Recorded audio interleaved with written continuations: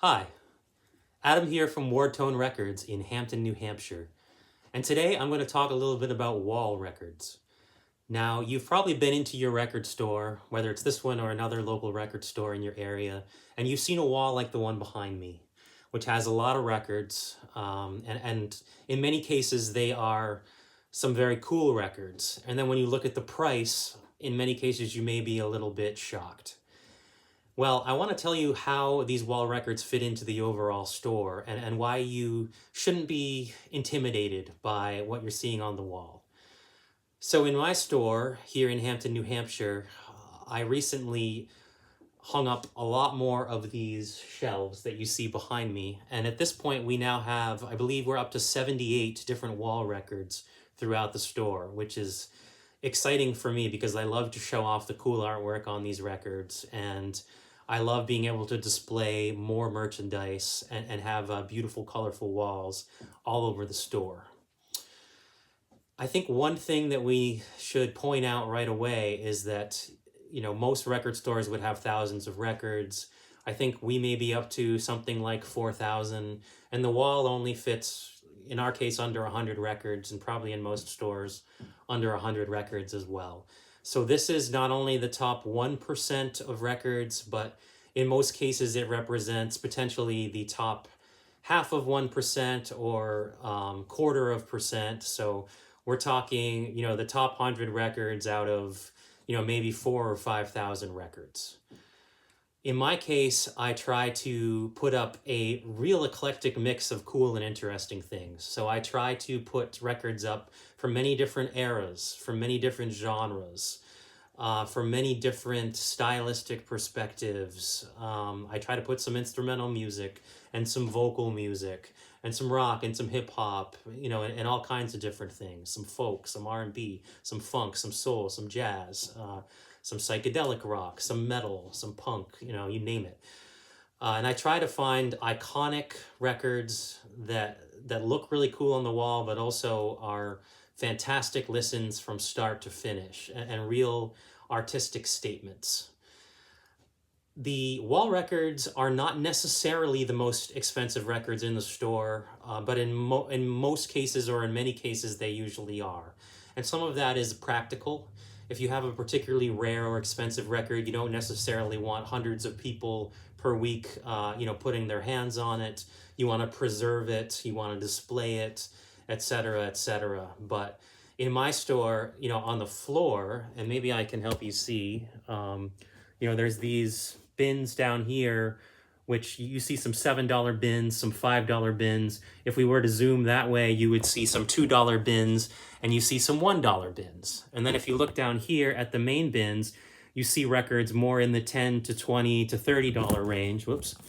10 to 20 to $30 range, right? So more mid-level records. And then on the wall, I do have some $20 and $30 records on the wall. But if I have a record, and this is rare for me, because I try to keep everything very accessible. But if I have a record that's $40, $50, $60, and I think the most expensive record in the store might be around 80 to 100 at the moment, and there's probably, only a number of those which I could count on one hand, that would probably be on the wall. So I don't want people to be intimidated when they come in and look at the wall prices and think, oh, I can't afford anything here.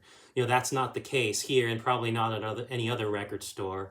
Or if you go to a record show and you see the ones that are hung vertically, right, like on some grid wall or something. Those are going to be the nicest, most expensive ones that they don't want everyone touching. And probably if you go to their table and you look through, you're going to find a lot more affordable stuff. So I wanted to point that out. And I also wanted to show off a few of the cool wall records that I personally have had recently on our wall, because I think those are a lot of fun, and they might show a little bit of the variety and a little bit of the type of thing that you might find on the wall here at Wardtone Records. So here is the first record that I wanted to show you today. And by the way, these are going to be a mix of new and vintage titles. Sometimes, if we can pick up a vintage copy of something, that is great, but many times they are quite rare, especially in nice condition, particularly for these very iconic records that everyone wants, and that can raise the price up. So sometimes For example, you know, a first pressing original of the album Pet Sounds by the Beach Boys may go for $80 potentially. I haven't had too many of those in, but you know, when they come in, they usually sell pretty fast. But you can get a repress for more around the range of $30, which, you know, while not dirt cheap, is certainly a lot less expensive than the $75 version. So with that in mind, you know, Curtis Mayfield Superfly. This is a new copy, a brand new, sealed, very clean. It's going to be great play. When I can find the originals, I'll put them up. But, you know, usually when someone finds an original copy of this album, they tend to hold on to it. So I don't have them coming in every day, because this is an absolutely fantastic album from start to finish. It really exemplifies a funky, cool 70s sound. Every single track on this is truly amazing. This is a strongly recommended record. It's not an extremely pricey record, but it's one that I currently have on the wall. Maybe my favorite 70s funk record, and Curtis Mayfield is absolutely wonderful if you haven't heard his music. I'm sure you probably know the song Move On Up, and there's many, many, many others. This is a fantastic record. Another wall record that I have here is Jimmy Cliff, The Harder They Come. This is a very fascinating movie if you've never seen the movie. It was shot in Jamaica in, I believe, 1969 or 1970. Truly a classic movie, but the soundtrack is probably even more famous than the movie. Of course, many of you know the song Harder They Come, but this doesn't only have Jimmy Cliff on it. It has the Maytals, so you might know Toots and the Maytals, another legendary reggae band. It has the Slickers, Desmond Decker. It is an all-time bona fide classic reggae album with every track shining brightly. This is a strong recommend as well. And this is also a current repress, which is available for around the $30 price point. Some of the wall records I put up there because they are multi-record sets and also very iconic. So this is Sandinista, of course, the classic Clash album, which is one of the most interesting albums in the punk rock canon that you'll ever hear. It is a 3 LP set, so you know it's a little thicker than some of the records in the bins. It's a kaleidoscope of many different styles. It's not sticking to one punk rock thing. If you haven't heard it, it rewards multiple listens. It's a fascinating album. With these thicker ones, we don't want the shrink wrap coming off them. You know, it's a higher value record. It's $50, but it's a 3 LP set and an all-time classic. The Clash, Sandinista. Next, we have Herbie Hancock, Thrust. Now, this is from the label Music on Vinyl, or MOV. They're a reissue label that does a really nice job producing very clean, clear sounding records from all different genres. But if you see this sticker, MOV, Music on Vinyl, it's almost certainly going to be an excellent sounding, dead quiet pressing. And one thing to note is that they come in a, I don't know if you can see this here, but they don't come shrink wrapped. They come in these basically envelopes, which are, you know, there's adhesive, but they're not shrink wrapped. So this is not a used record. This is brand new.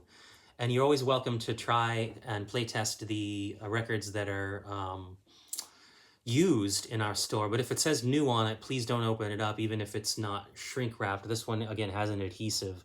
This is such a cool record. This is instrumental funk. Herbie Hancock, of course, being one of the greatest jazz players of all time. He plays piano and organ and a few other instruments. This is great. You might have heard of Thrust from Herbie Hancock. This is in a similar vein as Thrust. Sorry, no, you might have heard of Headhunters. This is Thrust. You might have heard of Headhunters by Herbie Hancock. This is, in my opinion, an even better album. It came out right after Headhunters, so if you like Headhunters, you probably like this one too. Very, very cool. Strongly recommended if you want to tiptoe your way into jazz or instrumental music. This is fantastic. Super fun. I also try to put a few current things on the wall, not too many, because our store is more focused on classics and crate digging and discovery than, you know, new releases. But this is the hottest thing since sliced bread. Just ask my 10-year-old daughter. This is the K-pop Demon Hunters soundtrack that I just put up on the wall today. This is a record that I mean, basically it went straight to #1 as soon as it got released on Netflix. It's a soundtrack to the show. It's super catchy stuff. It's very, very well done. It's current pop. It's basically like a made-up K-pop band. K-pop being pop from Korea, if you're not familiar with that. But this is a great record, and a lot of young people and even older people are into it. It's very much of the moment, and probably one of the top 10 most streamed, I would imagine, albums on Spotify at the moment. K-pop Demon Hunters soundtrack. Going way back, here we have a very cool artifact from the 1960s. This is an original press of Bob Dylan, Highway 61 Revisited, one of his most iconic albums. It includes Like a Rolling Stone, Tombstone Blues, Queen Jane approximately, Just Like Tom Thumb's Blues, Desolation Row, all of the original recordings of all of those iconic songs. And this is, a US mono 2i, which means it has two of the Columbia logos on the label of the record itself, which dates it to a specific time period in the mid-60s. This is the very first press, US mono 2i. That's why it's expensive. It's one of the most expensive records we have in the store, but it's a clean version, and usually these are very beat up. So this is a really nice, clean copy of an iconic record, first press. Here's one, the Rolling Stones. This is also a first press. Let me see what I have here. Yeah, US stereo original, also in VG+, so very nice condition. Came out the same year as Highway 61 Revisited, 1965, a great year in music. This is still in the shrink wrap, even though it's opened, and it's been around since 1965, which I guess is probably 60 years now, if my math is correct. But it includes the hype sticker, which is super fun. Includes the hit Satisfaction, which is wild, right? Great record. Still in the shrink, so that's why it commands a bit of a premium. A repress of this might run, in the $25 to $30 range. This one is $50, but it's rare to find these again, still in the shrink with the hype sticker and in such a great shape. So actually $50 is a very good price on that. I believe they go online for quite a bit more. Going back to that same era for one more, we have this cool record called Puff. And it's a DJ promo version of the record from 1968, I believe. Yeah, 1968. Now, this is a Boston-based psychedelic rock band. This is a little bit more obscure, but this is a fun thing to discover. If you come in here and you're careful with the record, you're welcome to put it on the turntable that's behind me and to play test it and check it out, because you're not going to find this on Spotify. This comes from an era where there were some music industry people that were trying to market Boston as the next San Francisco in terms of psychedelic pop music. It was called the Bosstown Sound. That did not work out commercially, but it created a lot of cool records, including this record by Puff, which is not super well known, but worth checking out for sure. Next we have Alphonse Morgan. This is also something a little bit more obscure. This is fusion from the 1970s. And I'm trying to see here who's on this record that you might know in terms of players, because I'm forgetting off the top of my head. Yeah, Lee Ritenour's on here. He's a great guitarist. I recently saw him at Jimmy's Jazz Club in Portsmouth. I believe this is his autograph. I can't prove it, but I believe this is his autograph. Usually if someone's going to fake an autograph, it's, someone more like Taylor Swift or John Lennon than someone like this. So I'm pretty sure this is signed by him. This is something unlike anything you've ever heard. If you like fusion, you should come on in and give it a spin. But this, is a first press, and it's completely out of print. So that's why it goes for a bit more, and that's why it's on the wall. Also, it's on the wall because it's a really cool record. Next, we have Cyndi Lauper. This is her True Colors album, which came out in the 1980s. And you see this silver band at the top. You'll want to look out for these if you're not already familiar. This is Mobile Fidelity Sound Lab, and people also call these MoFi.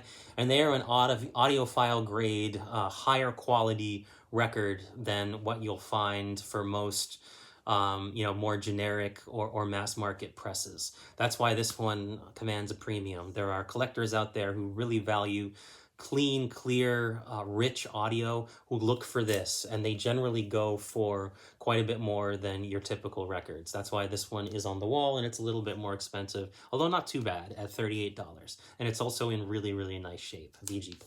Cyndi Lauper, fantastic pop star, but also really respected by serious musicians. For example, Miles Davis covered her song Time After Time on a couple of different albums of his in the 1980s as well. Next, we have Alice in Chains Unplugged.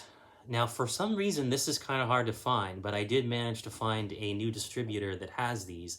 And these are also a Music on Vinyl presses, even though they don't have the Music on Vinyl sticker here. If you look on the back, it does say, I believe, MOV. Yeah, Music on Vinyl. It's hard to see, but it's right there on the barcode. Music on Vinyl, MOV.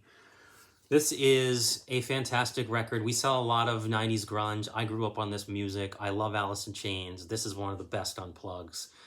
They've been selling pretty fast. I have this on the wall right now. Since I've been able to get them, I really enjoy having this record in the shop and sharing this fantastic 90s music with people. Alice in Chains MTV Unplugged. Here we have an underrated guitar hero, Gary Moore. Now, this is a Japanese-only press. This is called an obi strip. It's like a promotional strip that most Japanese records, or many Japanese records, have. This record was not released in the United States. The Japanese have a great appreciation for American music. There's a lot of collectors in Japan. This is Japan only, so it's not super common that these make their way all the way over here. It still has the obi strip intact. It's an original copy. It's a great record, a great live guitar record, bluesy guitar rock. Gary Moore, Japanese only album and first press. Next, we have another deluxe edition. So this is, of course, Oasis. What's the Story, Morning Glory. This is a new release. They recently re-released the iconic album in its entirety in a 2 LP version. But this is the 3 LP version. So this has some really cool acoustic tracks which have been added. So it has a side 5 and a side 6, which has unplugged versions of Cast No Shadow, Acquiesce, of course, Wonderwall, Morning Glory, and the epic Champagne Supernova. This is just an incredible record from start to finish. I love Oasis. Of course, I was 13 when Wonderwall came out, and this album came out, so that may influence my love for Oasis, but nonetheless, this is a fantastic album. We are down to 1 copy of this. It's a little bit more expensive because it's 3 LPs. It's a very limited deluxe edition. And finally, this is the coolest box set we have in the store right now that I just put out. This is Jimmy Page and the Black Crowes Live at the Greek 6 LP edition. Now, for a short period of time, I'm trying to remember when exactly they were doing this. I feel like it was, don't quote me on this, the early 2000s, like 02 or 01. Jimmy Page, of course, of Led Zeppelin fame, guitarist extraordinaire, one of the best of all time, joined the Black Crowes, and they did a tour where it was like half Led Zeppelin songs and half Black Crowes songs, and it fit like a glove. It was amazing how fantastic Chris Robinson's vocals were on the Led Zeppelin stuff, how well the band played Led Zeppelin, how well Jimmy Page fit in with the rest of the band. This has a lot of songs that were not a part of the original release. I think when this first came out on CD, they weren't allowed to put the Black Crowes songs on it because of some kind of contractual obligation with the record label to not put out more versions of those songs. But I think that has since, no longer the case. So this has all the different songs, the Black Crowes songs, the cover songs, and the Led Zeppelin songs. 6 LPs, it's got everything. Very cool record. Very great holiday gift for someone who loves the Black Crowes or loves Led Zeppelin. It's fantastic. So anyways, those are the records that I wanted to share with you today from The Wall. Please let me know what you think. Do you have any albums in your collection that you like to display on your wall? Let me know in the comments. Please like, subscribe, and share this with a friend if you enjoyed it. And as always, thank you very much for watching.